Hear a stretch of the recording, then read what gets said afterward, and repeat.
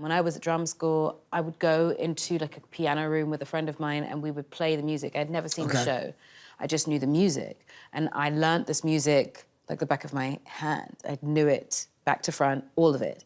And then when I was about 25, I took myself on a solo date to see Wicked at the theatre. Cut to 10 years later, when I'm 35, I get a call to say, hey, we would like you to come in and audition for this role for Elphaba.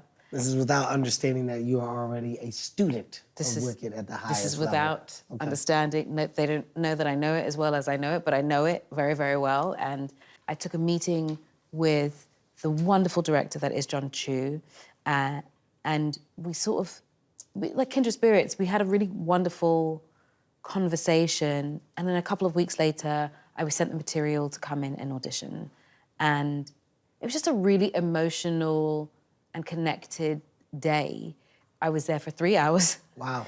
And I did many scenes and about 3 or 4 songs.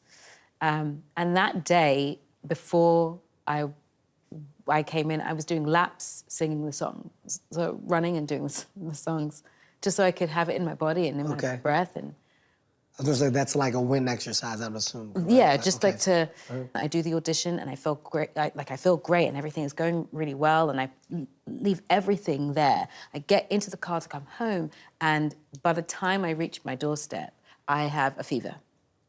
And then I am in bed for 4 days, ill.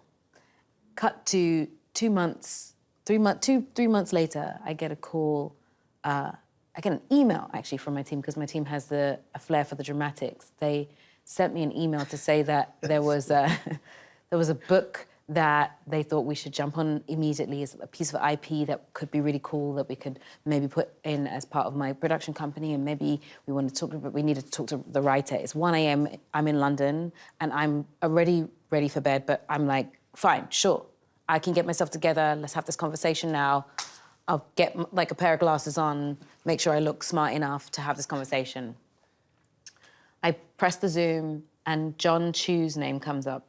My brain doesn't put 2 and 2 together.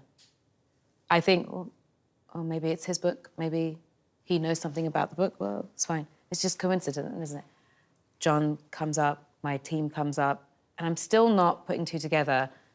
And then he starts talking about, so obviously your team's talking about this book that, you know, is about and he starts describing this young woman who, you know, was from London, who used to steal away to a piano room with a friend of hers and sing the music. And now she is in front of us and we don't know what planet she's come from, but we want to give you the role of Elphaba. I cannot tell you the feeling of elation that I had. And I don't say it lightly when I say that. We've created a family of people who are of one accord, who know that this movie is special.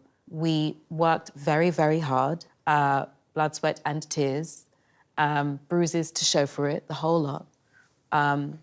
We were, whether it be singing live, doing our own stunts, flying in harnesses, whatever it was, that's what we were doing. And I think this is one of the most amazing moments in my life. That's dope. One of the most amazing experiences I've had in film, just because of the people that I got to work with. You checked a very big box. Yes. That's a very big box. Yeah. To be a part of the checking in that box is a massive thing. Like, that's kudos to you. Thank you. And honestly, well-deserved. And shouts out to your team for the way they delivered the message. I love the, I'm lucky. I've got a beautifully, wonderfully caring team who are constantly looking out for me and care about me as a person, as well as the work that we do. It's all very thoughtful. Go.